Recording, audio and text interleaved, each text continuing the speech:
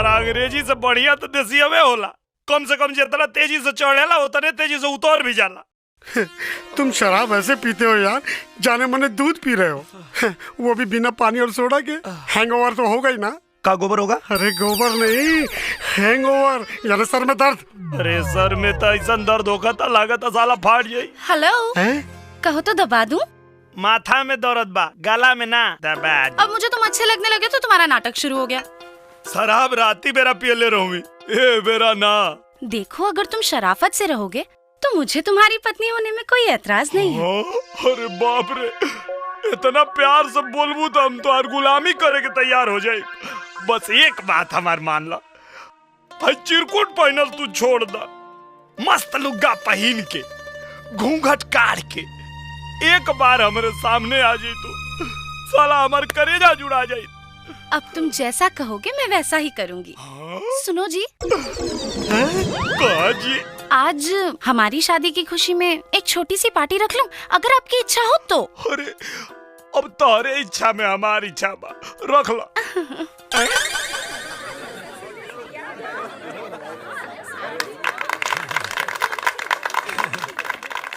Hi friends, ये है मेरे हस्बैंड निरहू कुमार यादव। कैसी लगी हम हस्बैंड वाइफ की जोड़ी? बहुत बढ़िया, जैसे मर्सिडीज के साथ ट्रैक्टर को बांध दिया गया हो। ट्रैक्टर नहीं, गांव का नमूना है ये। सड़ी हुई जीन्स, सड़ा हुआ कुर्ता और गले में गमछा, वाह भाई वाह। इससे अच्छे कपड़े तो हमारे घर के नौकर पहनते हैं। भाई इसके कपड़ों पे मत जाना, ये आदमी दिखने में सीधा साधा एक नंबर का सातिर है, सातिर। सोना की करोड़ों की दौलत देख के इस भीख मंगे की आंखें चकाचौंध हो गई है। धक्के मार मार के ये बेचारी इसे घर से बाहर निकालना चाहती है, पर ये जोक की तरह इसे चिपक गया है यार।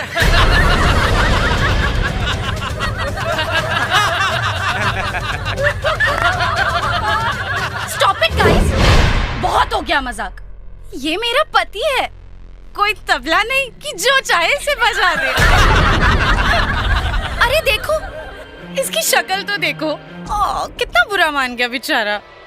अगर मेरा पति बन के रहना है ना, तो ऐसी छोटी छोटी बातों में बुरा मानना बंद कर दो, क्योंकि जब तुम्हें पता चलेगा कि ये टोनी मेरा बॉयफ्रेंड है, तब तुम्हें कितना बुरा लगेगा। अरे क्या हुआ, बुरा लग रहा है? बोलो ना, बुरा लग रहा है? अगर बुरा लग भी रहा है तो भी तुम मेरा क्या कर लोगे? का लगल तोरा के? हैं? तू एकनी के साथे मिल के हमार मजाक उड़ेबी और हम चुपचाप चल जाए यहाँ से? शादी बियाह तोहनी खातिर मजाक होत हुई, हमनी खातिर जन्म जन्म के रिश्ता होला। समझ में आयल कि फिर समझाई तो के? हरामखोर! हमरा मेहरारू के तलवा चाटे वाला कुकुर, आज के बाद अगर मर्द मेहरारू के बीच में आवे की कोशिश कैले तो तुर बीच वाला काट के तुरे हाथ में दे दे। का कहत रहे तू? गमछा वाला नमूना? राष्ट्रपिता महात्मा गांधी, डॉक्टर राजेंद्र प्रसाद, लौह पुरुष सरदार वल्लभ भाई पटेल, लाल बहादुर शास्त्री, इस सब लोग गमछा वालन के गांव में पैदा भइल रहे। तोरा जैसन बनरन के शहर में ना। और शायद तोरा के ही पता नहीं के कि गमछा अगर गरीब मजदूर के पसीना पोछे के काम आवेला, तो तोरा जैसन कुकुरन के टेटुआ दबावे के भी काम आवेला। और का कतरलू है? हम आदमी ना है, ट्रैक्टर है। एकदम सही पहचान लो तू, ट्रैक्टर है हम। लेकिन एक बात जाने लू कि ना मैडम, ट्रैक्टर के इंजन बहुत मजबूत होला, और जब तोहनी लोग के बड़का बड़का गाड़ी गाढ़ा गुच्चा में फंस के धुआं छोड़े लगेला तो ट्रैक्टर में ठेल के बाहर निकालेला। और अगर तोहरा जैसन बंजर जमीन पे हाई ट्रैक्टर चढ़ गई तो 9 महीना से पहले ही फसल लहलाए लगी। तोरा के का लगा था? पैसा खातिर चिपकल बनी हमें से? थू थू कहता नहीं एकरा पैसा पे। अगर ये हमरा के अपन दिल से पति ना समझले तो हमहू एकरा घर के अपन ससुराल ना होटल समझ के रहनी। निरहू ठीक कह रहा है बेटा जी, इन लिफाफों में पैसे देकर उसने यहाँ रहने खाने की पूरी कीमत चुकाई है। मेरा यकीन करो बेटा जी, इसके जैसा खुददार आदमी तुम्हें दुनिया में कहीं नहीं मिलेगा। अपनी ये 2 कौड़ी की सलाह ना आप अपने पास ही रखिए चाचा जी। मेरे मामलों में अपनी टांग अड़ाने से पहले ये याद रख लीजिएगा कि मेरी इस प्रॉपर्टी के आप बस केयर टेकर हैं, मालिक नहीं। और तुम एक बात कान खोलकर सुन लो, तुम जैसे गिरे हुए फटीचर इंसान के साथ अब मैं 1 मिनट भी और नहीं रह सकती। आई नीड डिवोर्स, अभी के अभी तलाक दो मुझे। अच्छा, तलाक चाहिए? हाँ, दे दे तलाक, लेकिन ओकरा खातिर तोरा के हमारे को शर्त माने के पड़ी। क्या शर्त? अगर तलाक चाहिए तो तोरा के हमारा गांव में चल के हमारे मेहरारू बन के 6 महीना रह के पड़ी। मैं नहीं जाने वाली तुम्हारे उस सड़े हुए गांव में। तो हम ना ले तोरा से ब्याह करे, तू आई लली हमरा से ब्याह करे। और अगर अब तलाक चाहिए तो गांव में तो हमरा चले के पड़ी। मैं जानती हूँ, जब तुम यहाँ रहकर मेरा तन हासिल नहीं कर पाए तो अब गांव जाके अपनी मुराद पूरी करना चाहते हो ना तुम? तोरा मर्जी के खिलाफ गांव में तोरा के हाथ भी ना लगाए, ये को मर्द के जुबान है। मैं कहीं नहीं जाने वाली, समझ गए? हाँ तो तलाक देवे में तो हर तेल निकाल देबो।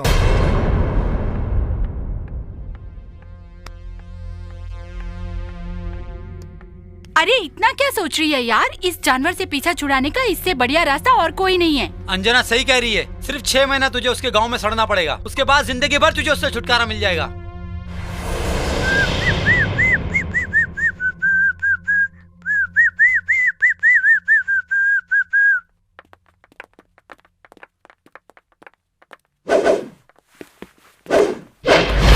मैं तुम्हारे गांव जाने के लिए तैयार हूँ, लेकिन मेरे सारे दोस्त भी मेरे साथ चलेंगे। मैं इन सब के बिना 1 मिनट भी नहीं रह सकती। यही मेरे सुख दुख के सच्चे साथी हैं। बोलो मंजूर है? मंजूर बा, लेकिन हमरो एगो शर्त बा। गांव में केहू के कानो कान खबर ना होके के चाहिए कि हमनी के बीच में का समझौता भइल बा। मंजूर बा? मंजूर है। अरे टोनी, तुम नहीं जाओगे? नहीं, अगर मेरा प्यार सच्चा होगा तो तुम लौट कर जरूर आओगी। मैं यहीं तुम्हारा इंतजार करूंगा। ओके बाय। बाय। बाय चाचा जी। बाय बेटा।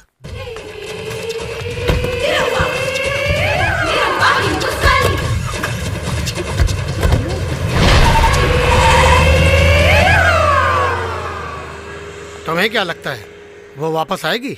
Yes, of course she will come. वो मेरे बगैर एक दिन भी नहीं रह सकती। तुम अपने आप को बहुत समझदार समझते हो। Yes I am. मुझको तो बेवकूफ नजर आते हो। बेटा, चिड़िया तो उड़ गई।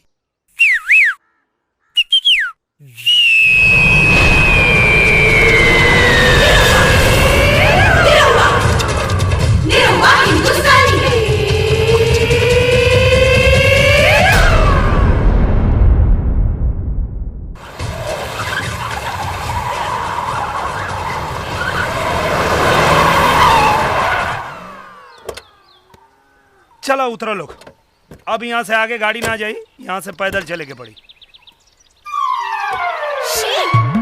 मैं इस कीचड़ में नहीं उतरने वाली हूँ। कीचड़ में ना उतरबू तो यहाँ गलीचा बिछवा दें। चला उतरा। नहीं उतरूंगी, बोला ना। शिट। अरे गांव देहात के रास्ता ऐसा नहीं होला, मुंबई ना। चला उतरा। मैं नहीं उतरूंगी। उतर।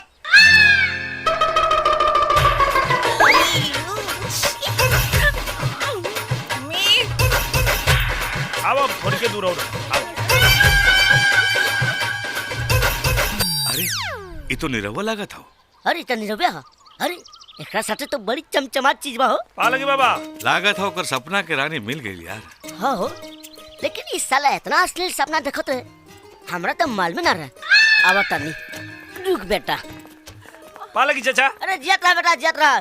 का नहीं हो बेटा? ई के हरे? अरे चाचा, ये तोहार पतोहिया ना। सही माल खोले बेटा। ई पतोहिया से कुछ पूछ ली? पूछ ले चाचा। अच्छा वो बात बताओ, जब तोहर बाहर इतना कम कपड़ा में काम चल जाता, तब तक घर में कुछ पहनो के ना पड़ती हुई? What? गंदी बात, गंदी बात, गंदी गंदी गंदी गंदी गंदी बात। अरे साला, तू चाचा नहीं रे, मर बे। चाचा हमें तो गंदी बात कर बे। चला। अरे साला देखा एक और, हमरा 17 गो लड़कन में ये वो सबसे बड़ा नालायक निकल गई।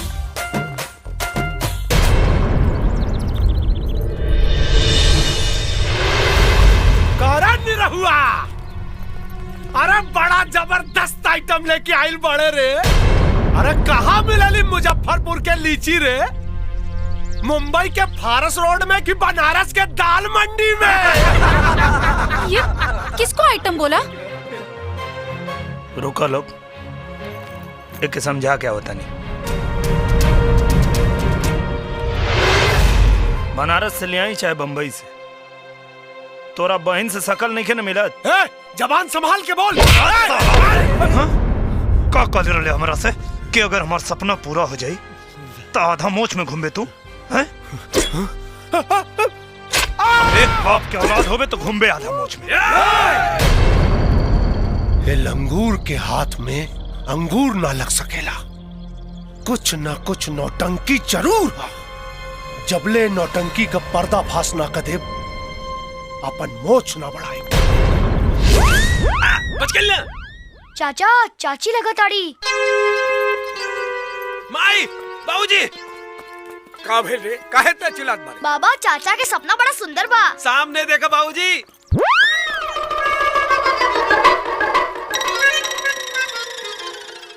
निरहु नालायक निकली। ये कबो हम सोचले भी ना रहे। कहे देख ला कितना नंगा बा तोहरे बेटा के सपना। सुंदर, अति सुंदर। अरे बड़ी भाग्यवान पतोह बिया जी, बेटा के फांसी के फंदा से बचा ले आइल। ए माई, फिर देरी काहे करे? अरे बहू के स्वागत की तैयारी कर जाए। एहे दुल्हन, दुल्हन, अरे थरिया सजाव रे, अपन पतोह आइल बिया। देख ले माई, आ गेल तोर पतो। अरे रुक रुक रुक, आरती तो उतारे दा। ली माँ जी। ये हमार पूरा परिवार। आधा कपड़ा पहन के आ गईलू, कल लूगा पहन के ना सकत रहलू। मेरी मर्जी, मैं चाहे आधा कपड़ा पहनूं चाहे पूरा। आप कौन होते कुछ बोलने वाले? बम्बई ना ये गाँव है भौजी, आधा में बाधा हो जाई। Shut up. कौनो बात नहीं खे बिटिया, गुस्सा मत करा। नेक पूरा कैला, सुहाग सलामत रही। अब ये नेक क्या है? अरे स्वागत। मैं यहाँ स्वागत करवाने नहीं आई हूँ। तक गोबर डाल के अपमान कर दी का। बदतमीज। ए चुप।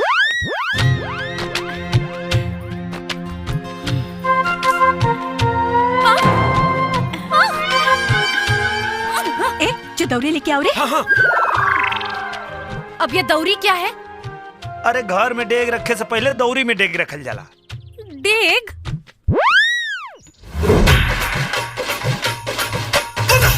अब ए में रखा।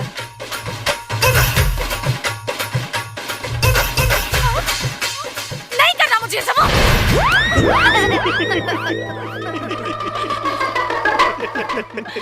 हंसा तरह सारे।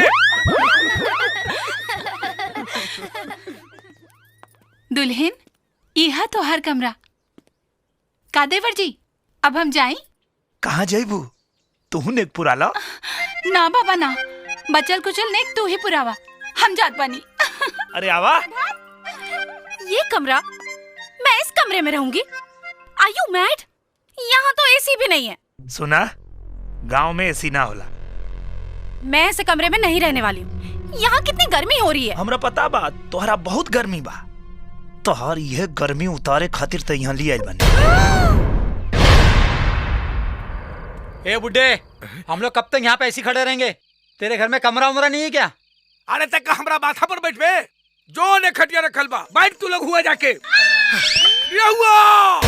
जी बाबूजी। ये सपना तू कब से देख रहा बड़ा बेटा?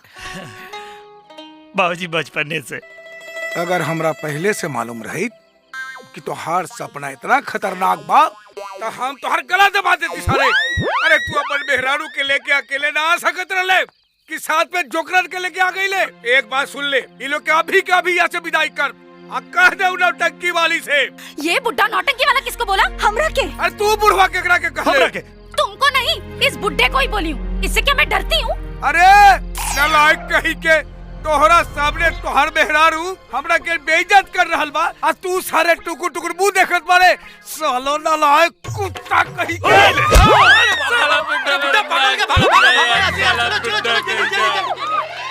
अरे साला मुंह का देखत बारे, चप्पल लेके आओ।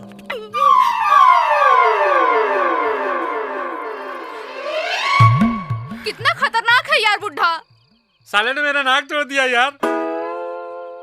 इस बुड्ढे को तो ना मैं एक दिन ऐसा सबक सिखाऊंगी। लगी लोग मत लगभग लोग तो अभी तक खाली नाक फूटल बा और पता न का फूटे लगी। क्यों? ऐसे तो पति होने का बड़ा दम भरते हो, अपने बाप को क्यों नहीं संभालते? अरे हम का संभाली, वो हमारा के संभाल के इतना बड़ा कैले, वैसे अब तोरो के उहे संभाली है।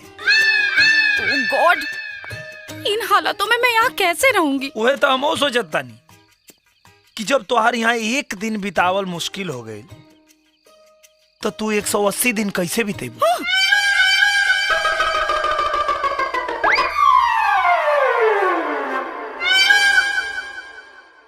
चला लोगन खाना खाला, खाना तैयार बा। नहीं खाना यार। चल भाग यहाँ से, नहीं खाने का तेरा घटिया खाना। हमने के खाना के घटिया खाता। हाँ बेटा, तो ये लोग का खाला? ई लोग तो इज्जा पिज्जा खाला बेटा। चाचा ये इज्जा पिज्जा का होला? एक बेर पटना में खैले रहनी, पतला मैदान होखे लागल। मतलब कि पहले खाला लोग फिर टट्टी जाला लोग? ना रे, टटी क के खाला लोग। Shut up. Thank you. चाचा ये फटफट का हो रल बा? शहरी खून के देहाती मच्छर स्वाद ले तारन सन। कछुआ जराई दे का? अरे ना रे, एकनी के भूखल बारन सन, कम से कम मच्छर के त खाए दा। छोड़ा एकरा के जाए दा। Oh hello, where is the toilet? का? अरे पैखाना रे, शहर में टॉयलेट कहल जाला पैखाना के। ए मैडम, घर में टॉयलेट की व्यवस्था नहीं के, हौ लोटा डब्बा उठावा आ खेत में चल जा। क्या बकवास कर रहे हो? हम लोग सब टॉयलेट करने खेत में नहीं जाने वाले। जाके खेत में करे के बाद कर ना तो मोर। शिट। का? कुछ ना रे, दतवन कर। अरे यार, ये लोग तो कह रहे हैं कि टॉयलेट करने के लिए खेत में जाना पड़ेगा। क्या? खेत में? हम लोग नहीं जाएंगे खेत में। इम्पॉसिबल है यार। Oh shit.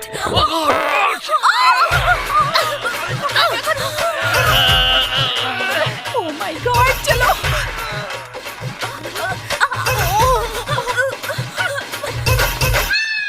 का देखत रे रे? इतना कम पानी? इतना पानी में तोहार ना हो सकी का? ना। अरे सार, इतना पानी में तो हमनी के तीनों नहीं पट ले। क्या बात कर रहा भाई? हाँ। अरे मर्दे, रात के कुछ खैले नहीं खाता हगबा का जा जल्दी ना तो वो गिर जाला। जा जा जा।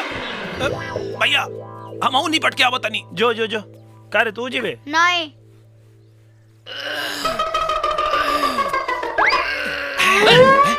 खड़ा काहे हो गिला? लड़की हवा का? हैं?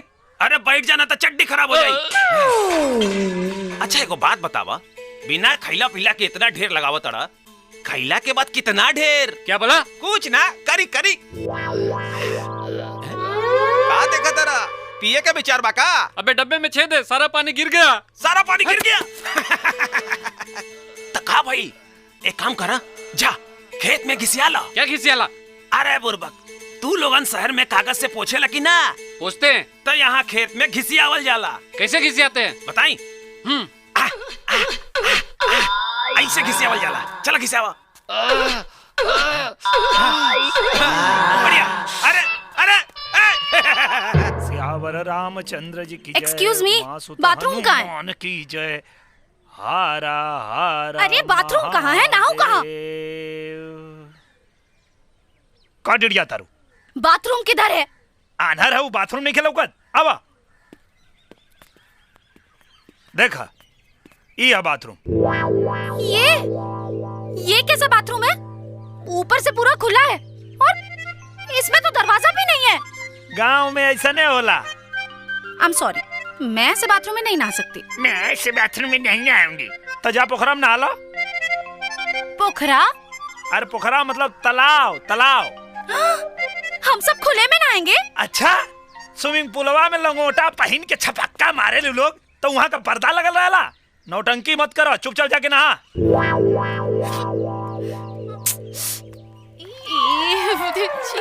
ओह शिट, कितना गंदा पानी है यार। ओ शिट, क्या बोल रही है? अभी नहाना यहीं पे।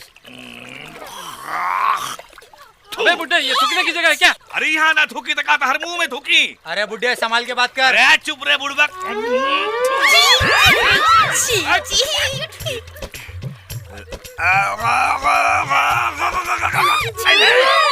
ये देखो क्या क्या हरकतें कर रहा है। क्या कर रहे हो? Oh shit, sheet, oh shit, oh shit. अरे इसको क्या देख रहे हो? उधर देखो, जिस पानी में हम नहा रहे हैं उसमें वो अपनी शिट धो रहा है। इस गंदे घटिया गांव में हमको नहीं रहना। चलो यार, छी। चलो भागो यार, भागो यार, चलो यार, चलो भागो यार यहाँ से। अरे रुको यार, कहाँ जा रहे हो? मत जाओ। चलो यार, रुको रुको रुको, प्लीज डोंट गो यार। अरे प्लीज डोंट गो। अरे मत जाओ यार, रुक जाओ ना प्लीज यार। ऐसे कैसे कर रहे हो? रुको।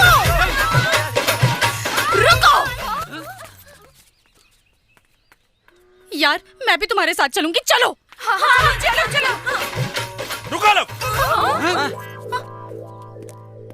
चला लोग, हम चलता नहीं। अरे तुम क्यों चलोगे? तुम यही मरो। ना ना ना ना, हम अकेले ना मरब, तोहरा से बियाह कैले बानी, तोहरा साथे मरब। क्यों? हाय देखा, तलाक के पेपर भी रेडी बा, लेकिन ए पर दस्तखत करब 6 महीना के बाद, तबे न तू आजाद होबू। ओह गॉड, क्या करूं मैं इस आदमी का? सोना तू चल। सोना सोच मत, चलो तुम। अरे चल सोना चल। चलो यार, तुम मर इसी के साथ, चलो यार, चलो चलो चलो, चलो चलो, चलो। हाय रई रई रई रई, हाय रई रई रई, देखा एक कनी पे घमंड कैले रहलू। अरे साला ई तोहरा से ना, तोहरा पैसा पे नु दोस्ती कैले रहले हैं सब। ऊ कहावत तो तू सुन ले ना होबू, हम तोरा के सुना देता नहीं। कोई नहीं अपना हो, कोई नहीं अपना, जगतिया में कोई नहीं अपना, बनल कसार बहनोई हो, जगतिया में कोई नहीं अपना। अरे बिटिया, चोट लग गई का? रहने दो। तुम लोगों के दिल जितने छोटे होते हैं ना, उतना ही छोटा होता है तुम्हारे घरों का दरवाजा। बहू, गांव के घर के दरवाजा छोट काहे होखेला ई तोहरा मालूम बा? ताकि कोई घर में घुसे अपन सर झुका के घुसे। और सुना, घर में रहे वाला लोग बड़ ना होला, बड़ा होला घर, और घर के मान मर्यादा, बुझाइल? अपना ये जो प्रवचन है ना, वो आप जाके किसी मंदिर में दीजिए, क्योंकि मुझे आपकी इस बकवास में कोई इंटरेस्ट नहीं है। अरे ये लड़की भैंस बिया भैंस, एकरा के बीन बजावल बेकार बा।